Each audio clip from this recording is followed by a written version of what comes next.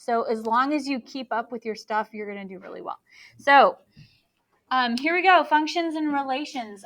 This whole unit is about functions and relations and like finding patterns and using patterns. So I think that's why I like it, because I like patterns. All right, so we're gonna, after today, you should be able to identify a domain and range.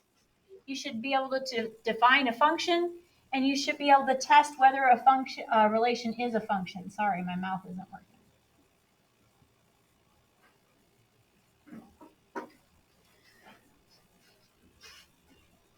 Okay, put the phones away. For your whole lives, you thought a point was just a point, but today you're going to find that it is an ordered pair. An x and a y is an ordered pair. That's another name for a point.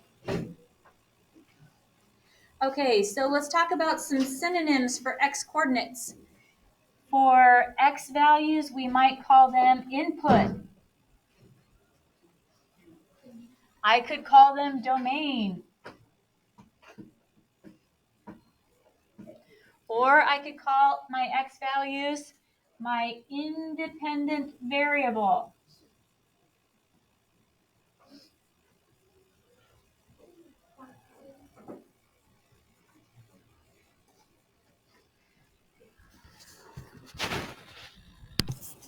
Okay, if the x coordinates are the input, what do you think the y's are? The output. The output. Good. Well, look up here. Range. I knew you could do it. Okay, so if the x's are independent, what are the y's? Dependent.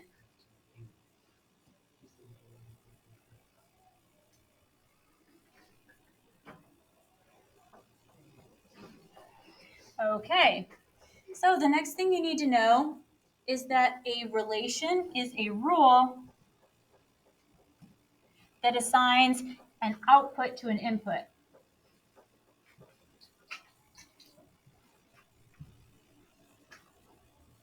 Okay, so if you're keeping track, that's a y to an x.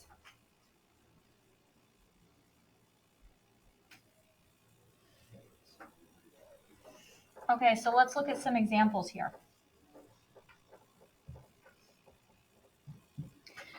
Okay, for each of these, we have to find the domain and the range. These are the x's and these are the y's. What is the input? X, okay, which is also the domain.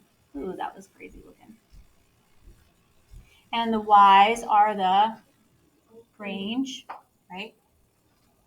So we're just asking for a list of all of the x's that make up the domain. So I just do that like this, capital D with a colon, and then I open a pair of curly brackets to show that I'm going to make a set. So I just want the set of x's that are my domain. So that's 1, 2, and 3. Just make a list. That is a set in curly brackets.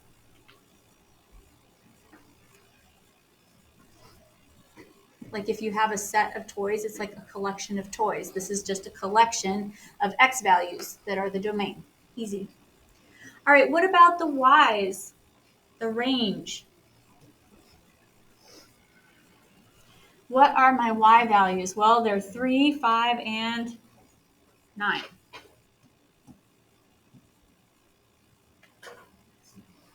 Okay, look at the order that we wrote these in. What do you notice? What order did I write both of them in? Ascending order, least to greatest. Ascending order.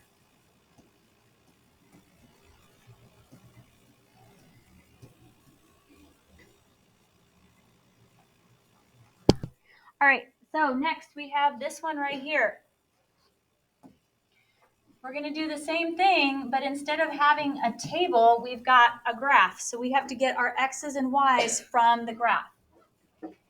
So we want the x's going from least to greatest. So I start with my most negative and work my way across. Okay, so this is a -4 for my x, and that's the first thing that goes in my domain, a -4. Okay, what's my next x value? -1, okay? So that goes next in my domain. And then, okay, what's the x for that 1? 0. Yeah, because the 1 is the y coordinate, right? 0, and then after that one, 2, and then I have 2 again. Okay, so after 0, we only write the 2 twice. Oh, sorry, once. I meant once. Okay, so we're going to only write it once. If you have repeated elements in your set, you just write them once.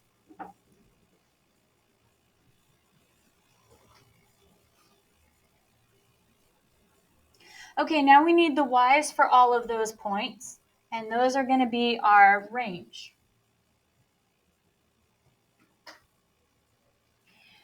So, just like we went from least to greatest for the x's, we're going to have to go from least to greatest for the y's. So we start at the bottom and work our way up.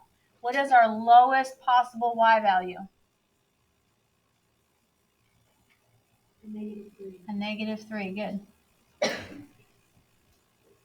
Okay, and then after that, a 0. And then a 1. And keep going up. 3. And then last is 5, good.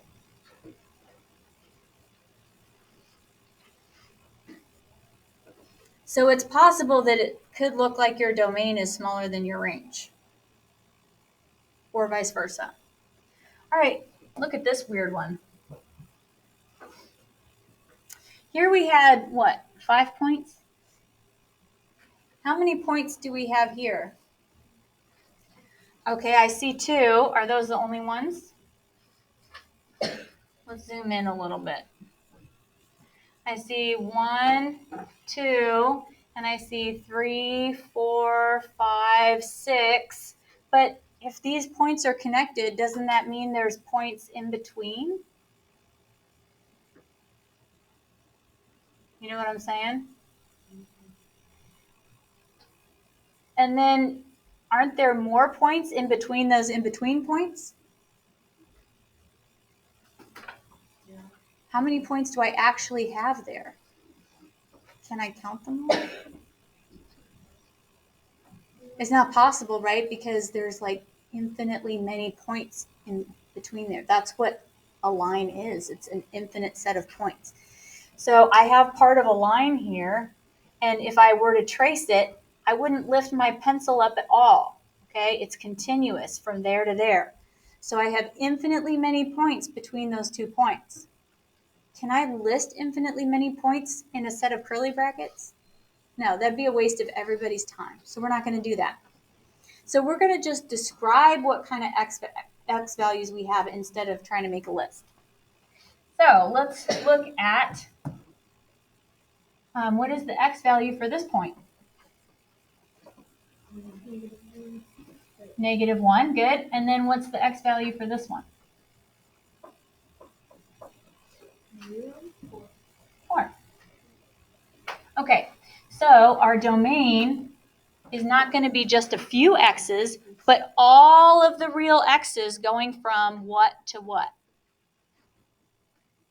-1 to 4. So we want from the least to the greatest and all of the ones in between. Sound good? So all real x values from -1 to +4. Wait, I wrote down the number. What do you mean? Like -1, 0, 1, 2, 3, 4. Are those the only ones? They're the ones that are in between -1 and 4. Are they the only ones? What about this one?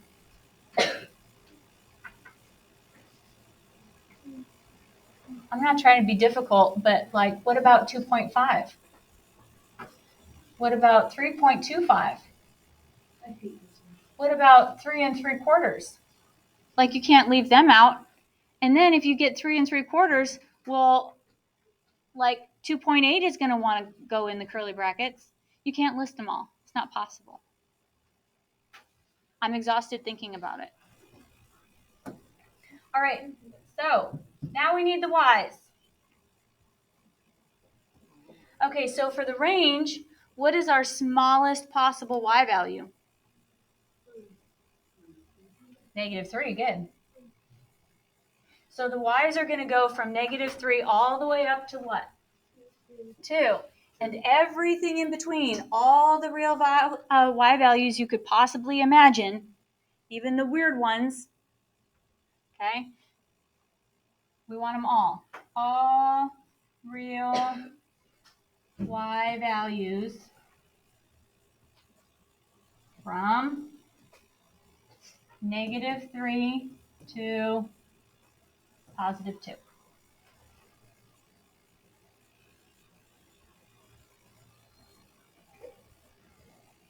Okay. Keep that in mind. It's going to help us with these two.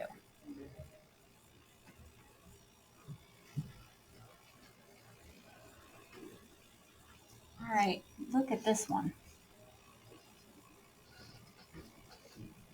When I'm looking from the left, what is the smallest possible x value that I have? Yes. So my smallest possible x is 0. What is my my biggest possible x? Do you see that it's getting wider and wider and wider and wider and wider and wider forever? Right? So is there a biggest possible x if it keeps going out forever? Nope. Okay, so we don't have a limit to what x can be. Okay, it can be infinitely big. The only thing it can't do is go below 0. So we want x's that are going to be 0. Can you put that phone away? We want them to be 0 or bigger. Bigger. Okay, so we want all the x's that are going to be greater than or equal to 0. Yes. Okay, that's our domain. All x values greater than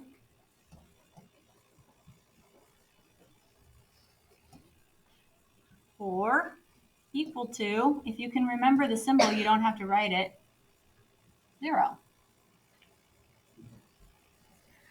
Okay, let's do the same thing for the y values. This one might actually be easier to see because we're looking at this graph going up, okay? What is the lowest possible y value we can have?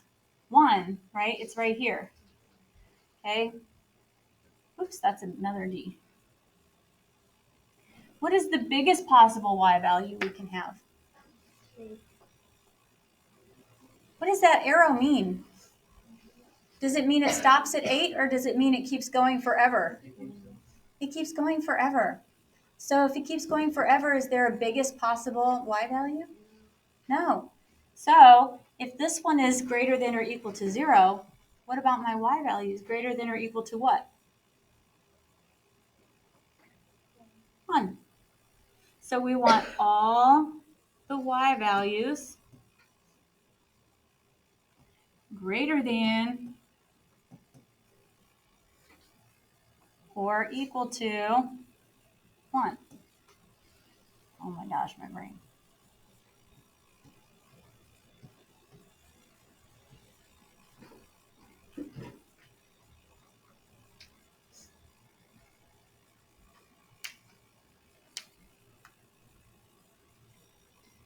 Okay.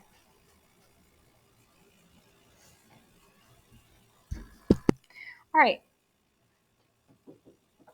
So look at the x's.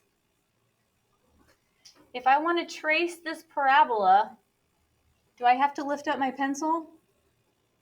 Nope. So there's no breaks, right? It's continuous. So it's all the in-betweenies. You see that it's going forever, ever, ever, going left forever. Okay, do you see that it's also going to the right forever? So I don't just want x values greater than 0. I want all of them, right? I want all the x's, all the real x values. I want them all because it goes forever in both directions. No breaks. Okay, so the domain is all x values.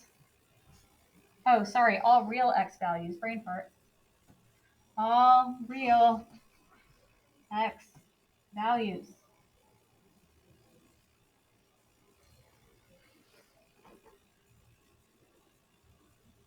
Okay, y's are a little bit weird. What's going on with the y's? They have a maximum but not a minimum. Correct. We have a max but not a min. What is the highest possible thing my y value could be? 2. So here I'm at 0, 2. This is the biggest y.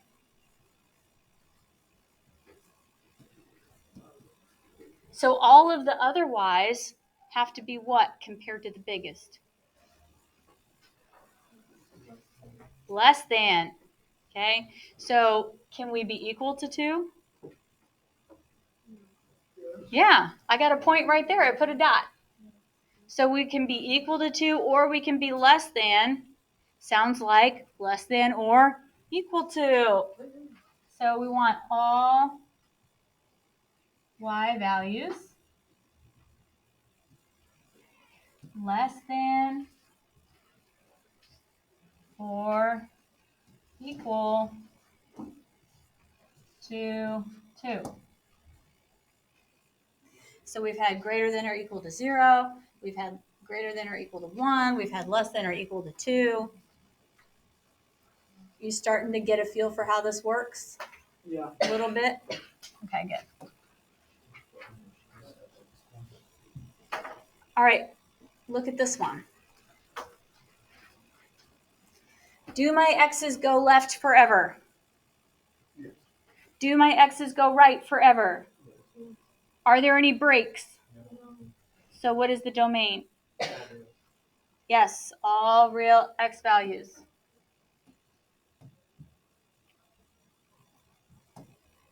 All real, oops, 1L, x values. Okay, what about the y? Same thing, yeah. Do my y's go forever down? Do they go forever up? Yes. All real y values. It could be any x or y you pick. I would be able to find it on that line.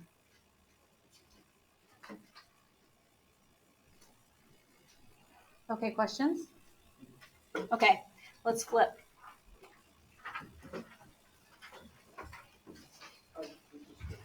Okay, this is going to go pretty fast, I think.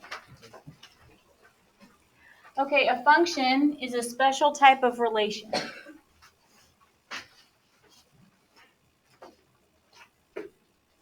It's a relation where each input has not just one, but exactly one output.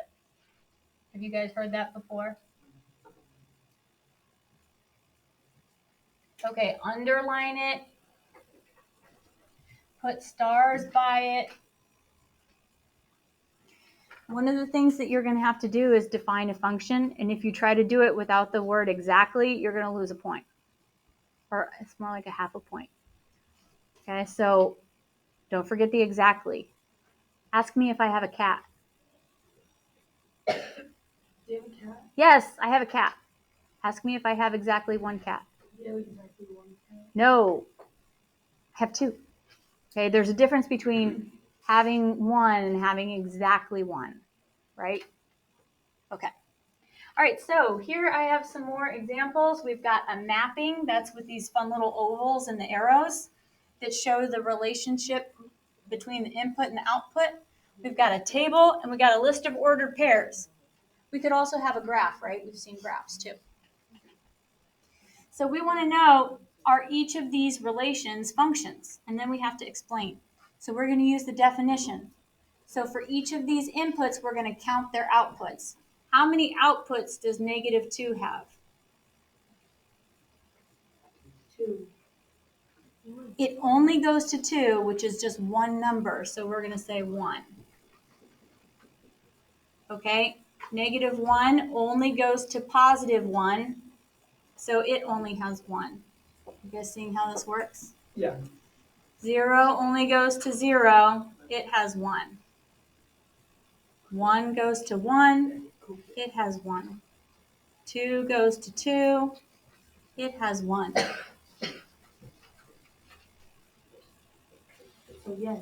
Yes, because each input has exactly one output. Each input has exactly one.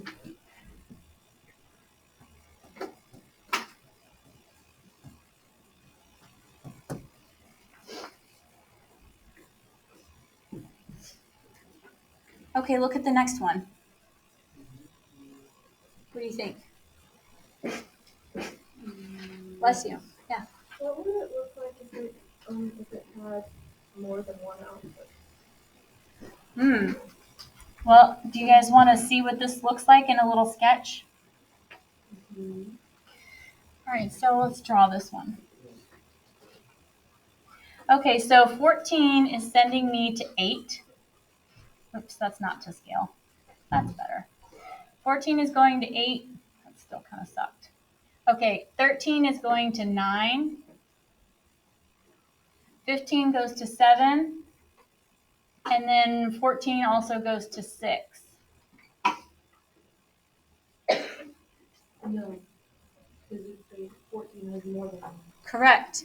So 14 has 2 outputs.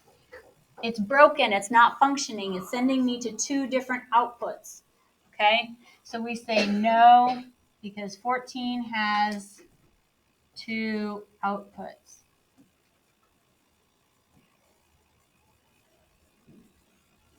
Do you see that these are stacked on top of each other?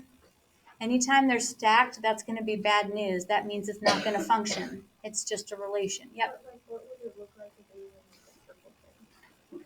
If what? If it was in the circles, like the first question? Oh, okay. So, okay, I tell you. Okay. If it had like this, Oh, okay. if negative 2 went to 2 and to another number. Okay. Okay, good. Okay, next one. This confuses me, especially when I get a whole bunch of them. 3's not so bad, but like you get 4 or 5 on there, and I'm like, what? So the easiest way to sort through this information is just to turn it into a table. X, Y, 1, 4, 2, 4, 3, 5. Now it's easy to look at.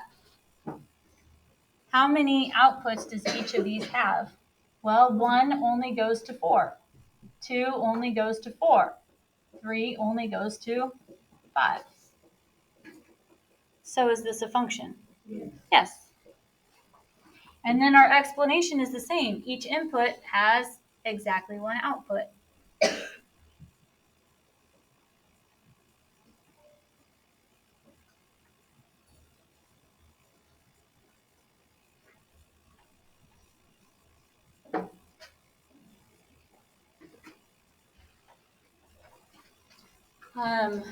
Can we do a little sketch of this real quick? So 1, 4 is here. 2, 4 is there. 3, 5 is there. Can my points be side by side? In a function? Yeah. Can they be stacked on top of each other? No. So neighbors are cool. Bunk beds, no way. Cool, cool, cool, cool. Okay, here we go. All right, this is going to be the cutest thing you ever do on your math notes.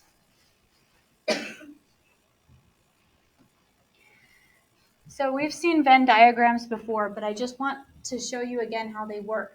They show the relationship between sets, okay? So what we're going to do for this first big oval on the left, in the big oval, I want you to write dogs. Everyone loves dogs. Big or small? Or do you need more room to write? That's all we're going to write in that one. Okay, in the little one, we're going to write puppies. Everyone loves puppies. So what this is telling you is that all puppies are dogs, right? But are all dogs puppies? No. No. There are some dogs that are all grown up, right? So it shows you the relationship between the sets of items. All the puppies are dogs, but not all dogs are puppies. Okay, so let's go over to this side. What do you think I'm going to put in the big oval? You have a choice of relations or functions. Relations. Okay, relations is like the dogs. Okay, and the special kind of relation where each input has exactly one output, those are the functions. All functions are relations, but not all relations are functions. Cool? Okay. Okay, the last thing we need to talk about is one of my favorite things, because when I was a kid, I would always flip-flop the input and output. I would get them confused, but this is very like a picture. It's very visual, and I liked it. This is the vertical line test. It determines whether a relation is a function. If it is impossible to draw a vertical line that intersects the graph more than once, then each input has exactly one output. If the relation passes the vertical line test, it is a function. So what that means is, let me draw a vertical line through my circle. Do you see that I hit it twice? That means I have stacked points, okay? That means that this input of 2 goes up here, and it sends me to this output. It sends me to 2 different outputs. Okay, so if my vertical line hits my graph twice anywhere, it fails. So this is not a function.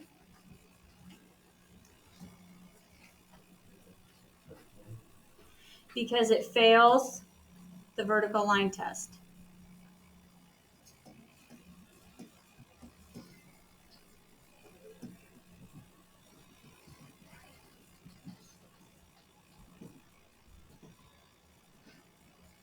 Oh, shoot.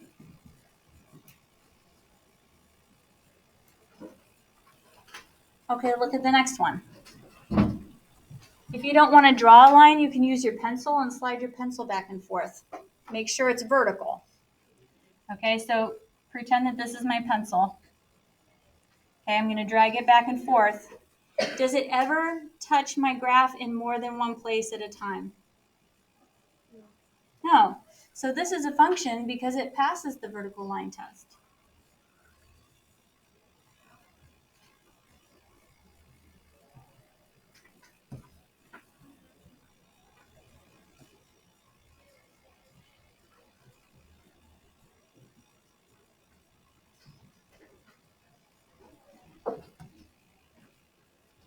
Okay, I want you to do the last 4.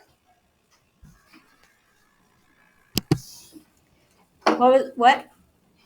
Not a function. Fails the vertical line test in 2 different spots, right? Here and here. All right, what about this guy? Function. Function, because it passes the vertical line test. This is actually a quadratic function. So you guys were asking if we were done with polynomials? Nope. We're just going to turn them into equations and happen to graph them. Yes. No. Yay. Okay, what about this one? Function. Function. Okay, it kind of looks like this one, but these points are stacked and that's bad. These points are just neighbors and that's okay. All right, what about this guy? Function. That's a function. This is an exponential function. That's actually exponential decay. All right, good job, guys. Crushed it.